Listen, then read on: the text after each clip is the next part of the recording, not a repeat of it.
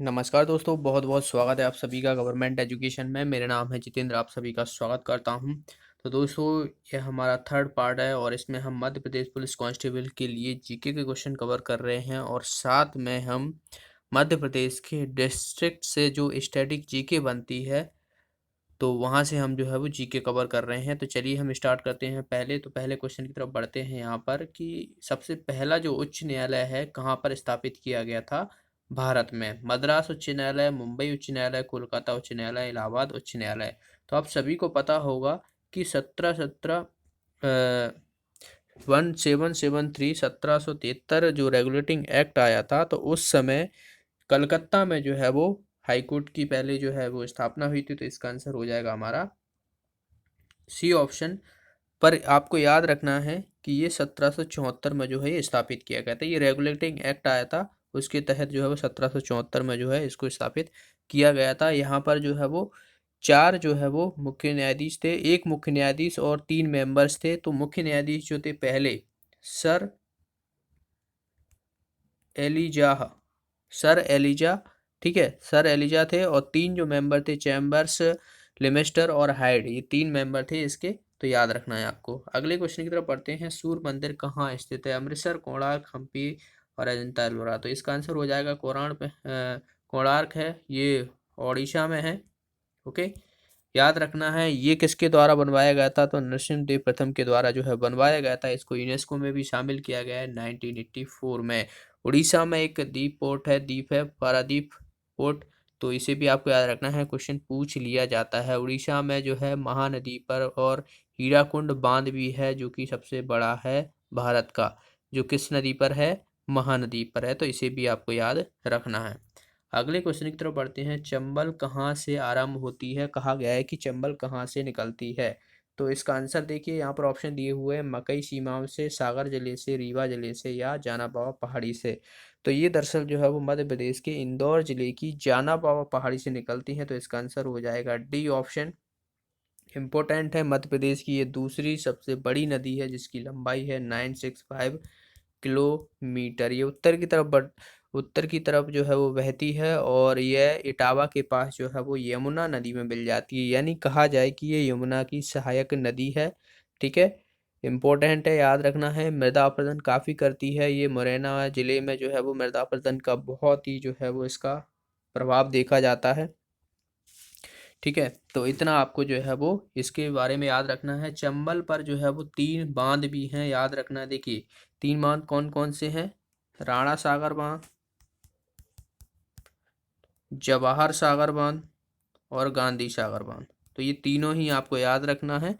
चलिए अगले क्वेश्चन की तरफ बढ़ते हैं। नेक्स्ट है यहाँ पर, भारत में निर्मित में से किस राज्य में सबसे लंबे समय तक राष्ट्रपति शासन लगा रहा था? तो देखिए यहाँ पर ऑप्शन दिए हो, ऑप्शन के हिसाब से आपको जाना है। तो इसका आंसर तो हो जाएगा दोस्तों जम्मू एंड कश्मीर।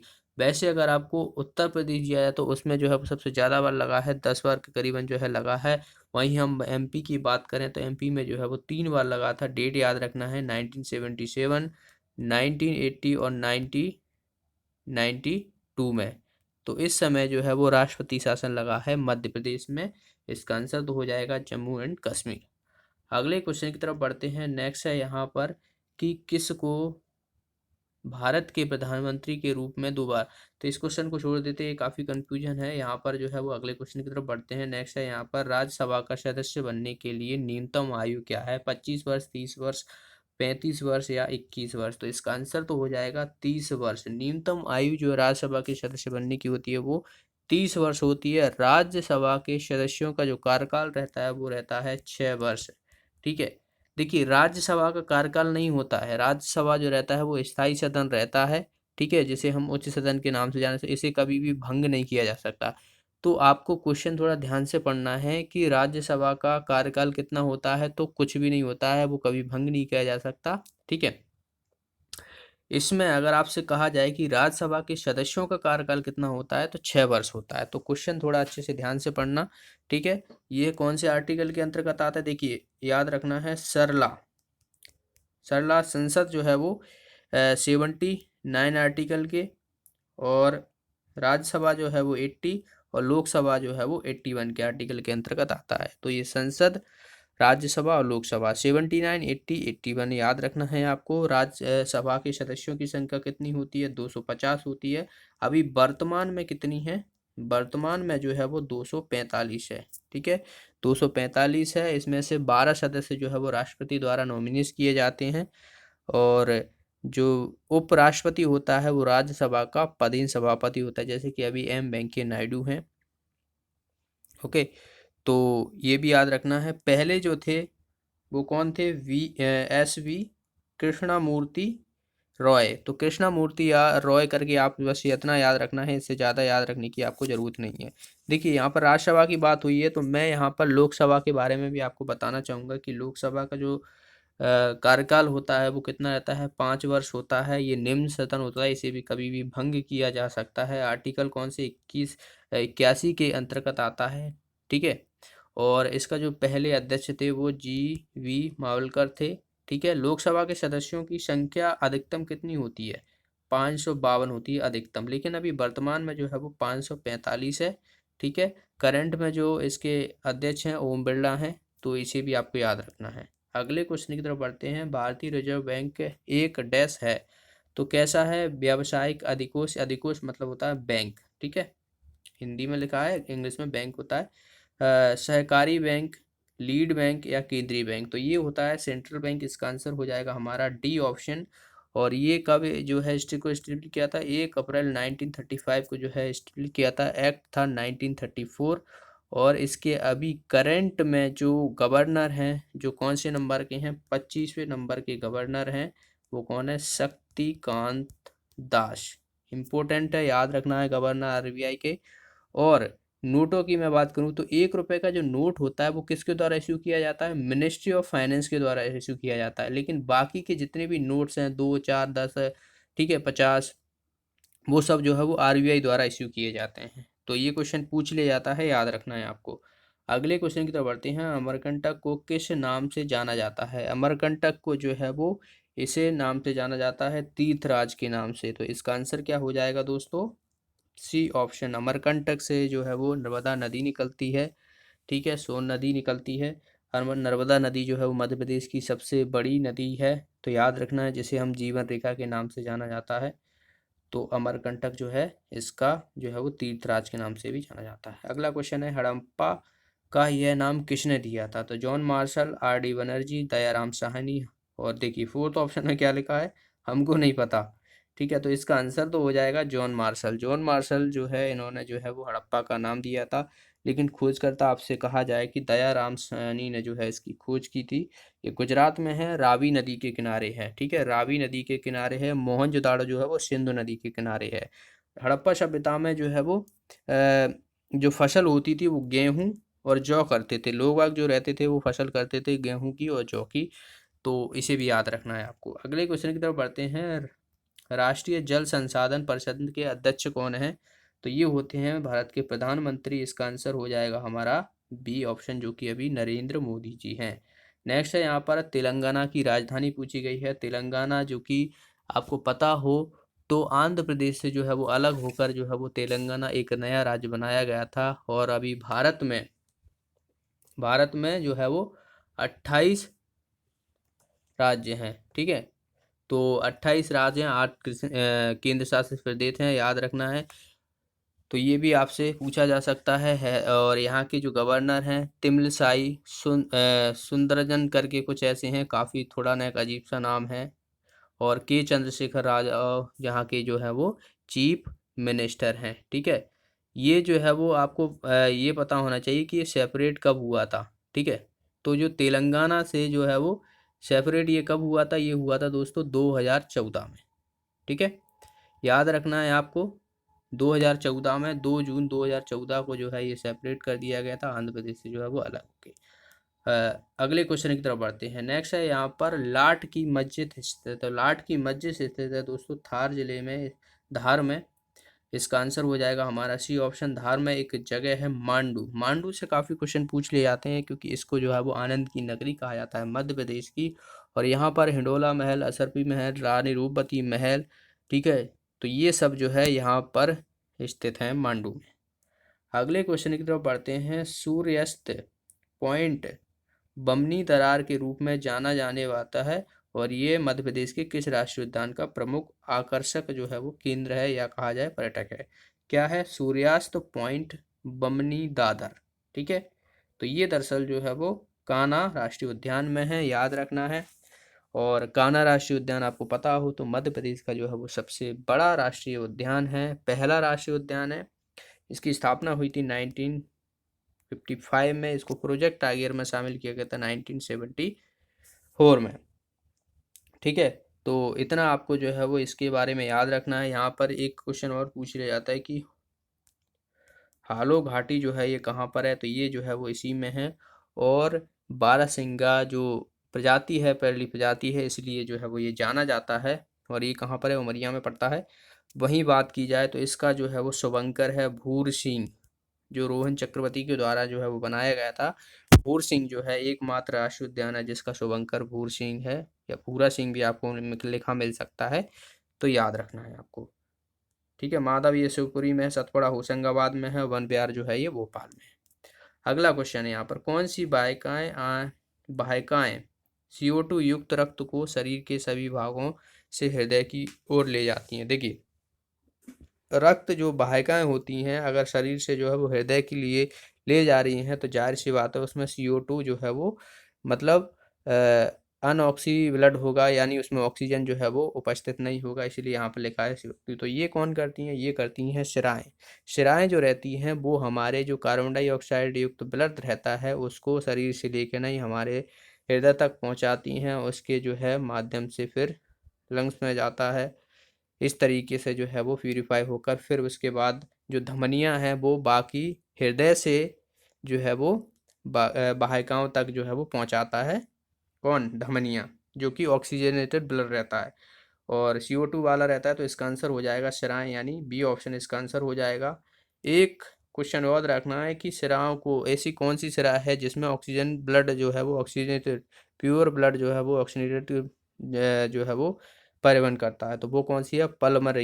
पल्मनरी शिराएं होती हैं। अगला क्वेश्चन है, बल जो वस्तु की गति का विरोध करता है, तो ये है दोस्तों घर्षण बल। घर्षण बल जो रहता है जाहिर सी बात है जितनी भी गति होती है घर्षण बल अगर लग रहा है उसमें तो वो गति का विरोध करता है, उसको रोक लेता है। अगला क्वेश्चन है यहाँ पर, निम्न में से किस अनुच्छेद में जो है वो अस्पर्शता का अंत करता है, यानी अनटचेबिलिटी की बात की गई है, तो ये की गई है आर्टिकल 17 में, जो कि हमारा मौलिक अधिकार है। मौलिक अधिकार की बात की गई है, कितने 12 से लेके नहीं 35 आर्टिकल में फंडामेंटल राइट हैं।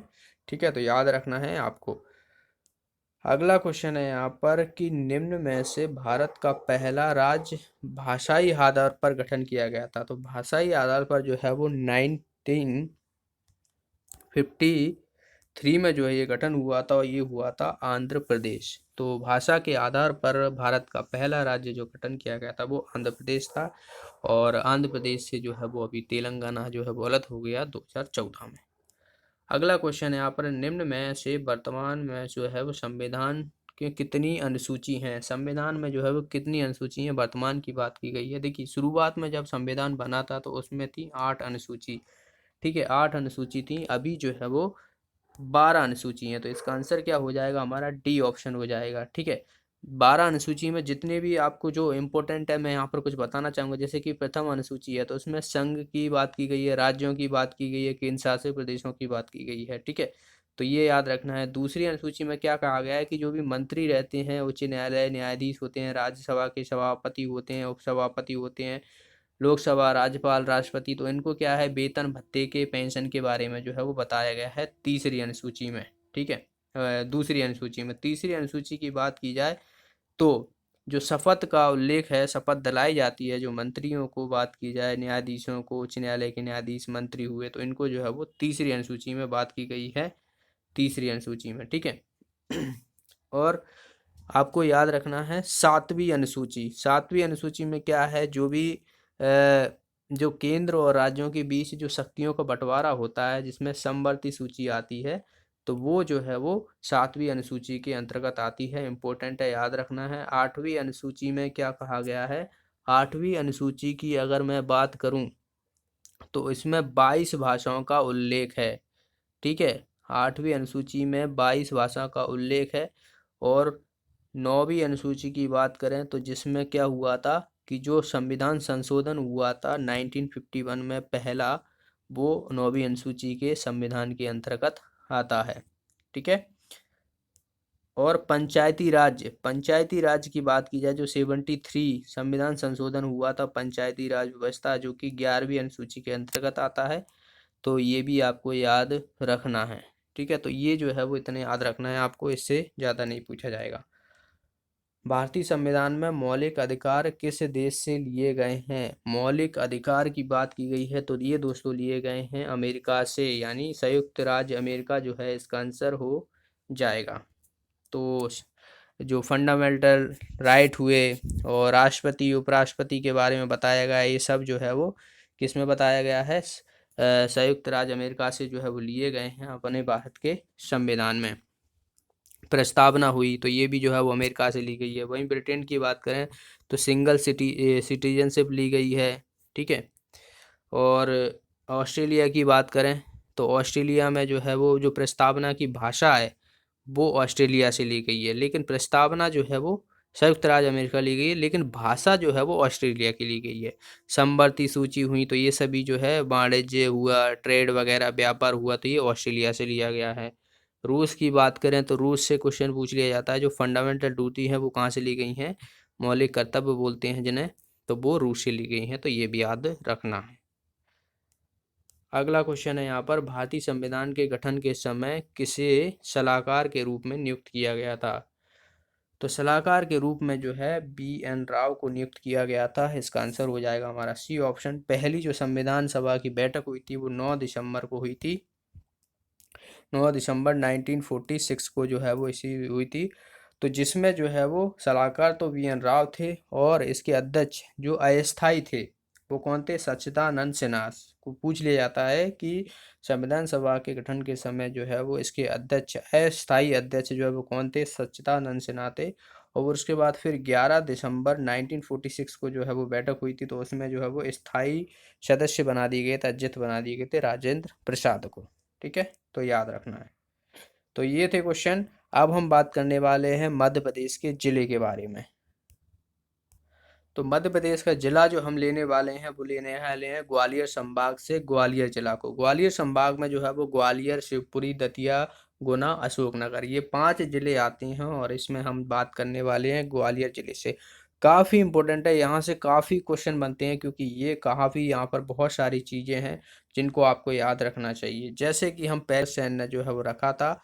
दरअसल राजा सूरज सेन जो थे, इनको जो है वो काफ़ी बीमारी हो गई थी, बहुत ही बीमार थे। तो वहाँ पर एक संत था ग्वालिक, तो उन्होंने जो है वो इसको सही कर दिया था, और उन्हीं के नाम पर इन्होंने जो है वो ग्वालियर नाम रख दिया गया था। ठीक है। इसको जो है वो प्राचीन में गोपांचल नाम से भी जाना जाता है। तानसेन की नगरी के हम नाम से जाना जाता है। जैसे कि यहाँ पर देखिए, अकबर के 9 रत्नों में से एक तानसेन हुआ करता था, जो कि ग्वालियर को तानसेन की नगरी जो है वो उनके नाम पे कहा गया। मध्य प्रांत की राजधानी हुआ करता था ग्वालियर। और यहाँ पर पहला मान सिंह तोमर संगीत विश्वविद्यालय, जो कि 2008 में बनाया गया था, ये भी ग्वालियर में स्थापित किया गया था। विजय राजे सिंधिया कृषि विश्वविद्यालय, ये भी 2008 में स्थापित किया था, तो ये भी ग्वालियर में है।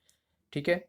और मध्य प्रदेश का पहला चिकित्सक महाविद्यालय ये ग्वालियर में है। 1946 में इसकी स्थापना हुई थी, जिसे हम किस नाम से? गजरा राज्य चिकित्सा महाविद्यालय के नाम से जाना जाता है। तो देखिए यहाँ पर नेक्स्ट जो है वो ऐलान लिखिए। और यहाँ पर NCC महिला प्रशिक्षण कॉलेज है जो है वो स्थापित है। और आपको पता हो तो रानी लक्ष्मीबाई जो फिजिकल इंस्टीट्यूशन है, यूनिवर्सिटी है, वो भी ग्वालियर में ही स्थापित है, जो कि एशिया की पहली यूनिवर्सिटी थी। ठीक है, तो आप देखिए यहाँ पर ये एशिया की पहली यूनिवर्सिटी थी। 1957 में जो है इसको स्थापित किया गया था।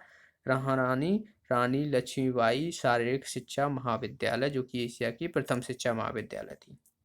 कुतुबुद्दीन ऐबक ने जो है वो ग्वालियर के दुर्ग को कब जीता था? तो ये जीता था 1196 ईस्वी में। 1308 में जो है वो तोमर वंश ने यहाँ पर नींव रखी थी, किसके द्वारा? जो है वो वीर सिंह के द्वारा रखी गई थी। तो तोमर वंश का जो है वो नींव किसके द्वारा रखी गई थी? वीर सिंह देव के द्वारा यहाँ पर रखी गई थी। यहाँ पर मान सिंह महल का निर्माण जो है वो मान सिंह तोमर द्वारा करवाया गया था। और जो है वो ग्वालियर घराने के नाम से जाना जाता है, वो किसकी वजह से? मान सिंह तोमर की वजह से, जो संगीत, ग्वालियर संगीत को।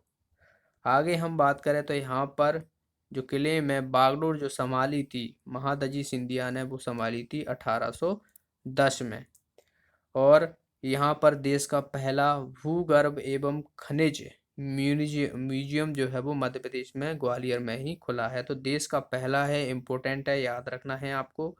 और देश का प्रथम जो है वो यहाँ पर advocates continual education institute Madhya Pradesh में कहाँ स्थापित किया गया? तो ये भी ग्वालियर में किया गया था।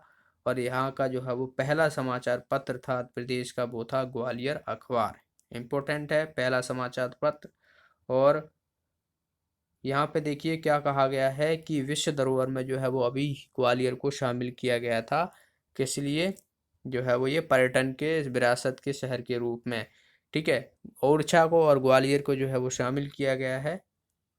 आगे हम बात करें तो यहाँ पर दिया सलाई, जो दिया चलाई माचिस होती है, तो इसके डिब्बे बनाने का जो है वो कारखाना है। घाटी गांव अभ्यारण्य है। और रूप सिंह स्टेडियम है। ठीक है, ये भी याद रखना है, रूप सिंह स्टेडियम पूछ लिया जाता है, याद रखना है, जो कि क्रिकेट के लिए। दुर्गा जो है वो पूर्व का जिब्राल्टर और अकलौ का रत्न कहा जाता है। यहाँ पर देखिए ये है दोस्तों शानदार जो है वो किला है। अगर आप कभी ग्वालियर गए हो तो आपने ज़रूर देखा होगा, अगर नहीं देखा तो आप ग्वालियर जाएं तो ज़रूर देखना। यहाँ से आप देखिए, यहाँ से एंटर करते हैं नीचे से ही, काफ़ी नीचे ये पहाड़ी पर बना हुआ है, आप देख रहे हो, ये पूरी पहाड़ी पर जो है वो बना हुआ है। यहाँ से एंटर करते हुए यहाँ से ऐसे करके ये वाला जो है वो आप देख रहे हो, यहाँ से गेट है।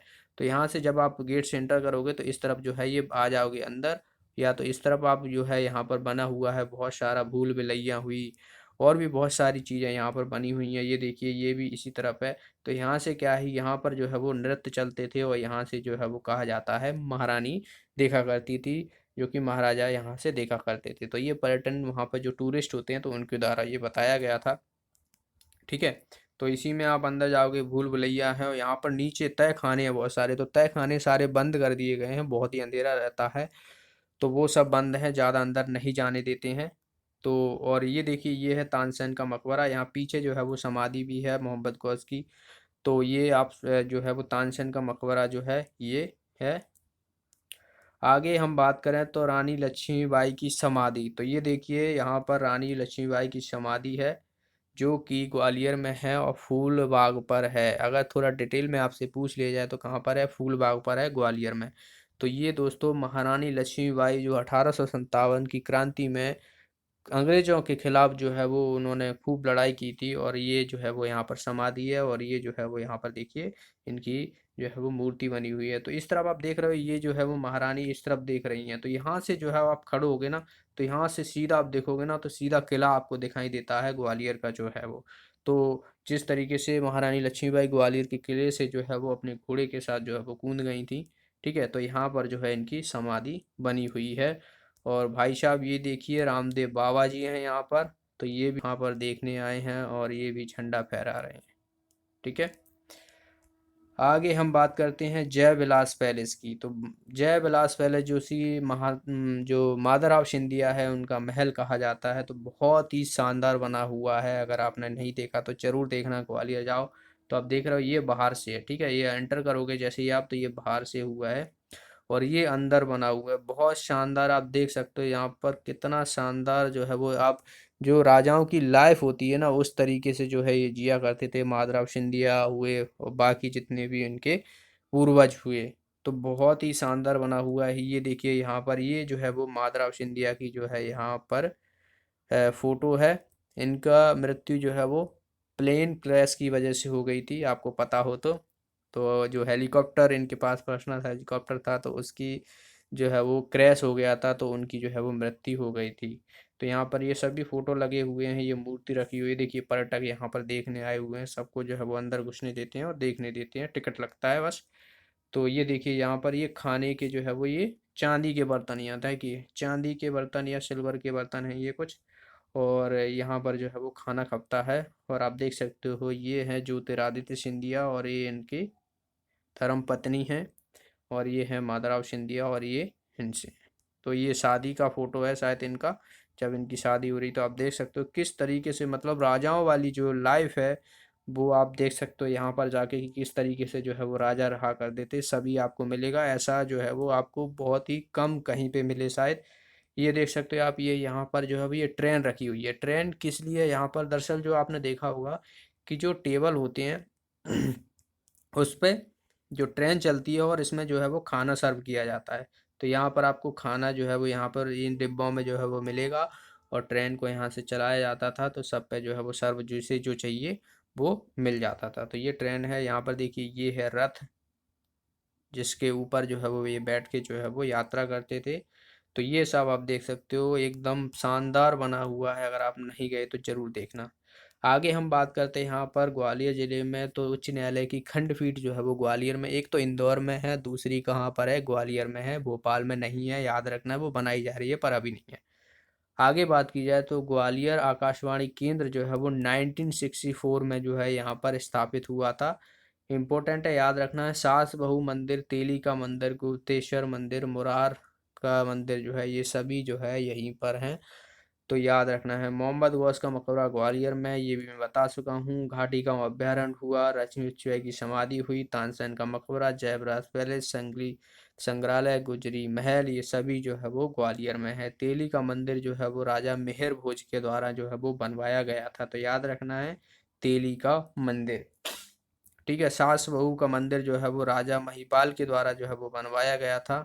इम्पोर्टेंट है, याद रखना है। और ग्वालियर के किलों को जो है वो पूर्व का जब्राल्टर, यहाँ पे देखिए किलों का मोती जो है वो ये किसके द्वारा कहा गया था, तो ग्वालियर का जो किला है वो किलों का मोती जो है वो सम्राट, जो मुगल सम्राट था बाबर, उसके द्वारा कहा गया था, तो जो कि मुगल सम्राट का संस्थापक था। ठीक है। बाबर जो कि पानीपत की लड़ाई लड़ी गई थी। वहीं हम बात करते हैं आगे, पत्थर की नक्काशी का केंद्र जो है ये भी ग्वालियर में है। तो ये भाई सब ग्वालियर में है। इतने फैक्ट आपको याद रखना है, यहाँ से ज़्यादा आपसे ग्वालियर से कोई चीज़ नहीं पूछी जाती है। बाकी जो करंट अफेयर्स का रहता है वो अलग रहता है। स्टैटिक जीके आपसे यहीं से पूछी जाएगी, कोई भी एक क्वेश्चन भी बाहर नहीं जाने वाला। तो ये तो है। ये जो रानी लक्ष्मीबाई जो फिजिकल इंस्टीट्यूट एजुकेशनल जो यूनिवर्सिटी है, तो ये है, ये इसका गेट है यहाँ पर। तो ये आपको सीधा ही जो है वो मिल जाएगा। और भाई साहब ये देखिए नकली रानी लक्ष्मी की बाई कंगना रनावत, ये देखिए घोड़ा, तो देखिए आप कमाल कर रहे हो भैया। मतलब एक मूवी है ना, गैंग्स ऑफ वासीपुर का एक डायलॉग है कि ये भारत में जब तक सिनेमा है तब तक लोग ना, समझ रहे हो ना, बनते रहेंगे। तो वो जिन लोगों ने देखी होगी वो बनते रहेंगे, वो आगे क्या है वो समझ जाएंगे। तो ये डाल दिया गया है। तो इतनी सी इन्फॉर्मेशन आपको ग्वालियर के बारे में याद रखनी है, यहाँ से ज़्यादा चीज़ें आपसे नहीं पूछी जाएंगी, इतना इनफ है। ओके। तो वीडियो अच्छा लगा तो वीडियो को लाइक कीजिए, शेयर कीजिए अपने फ्रेंडों के साथ, और जो भी साथी नए हैं चैनल को सब्सक्राइब कर लेना, साथ में एक बेल आइकन की आएगी उस पर भी क्लिक कर लीजिएगा, जिसके माध्यम से आपको वीडियो का सीधा सीधा नोटिफिकेशन मिलता है। तो मिलते अगली वीडियो में। Thanks for watching the video. Have a nice day.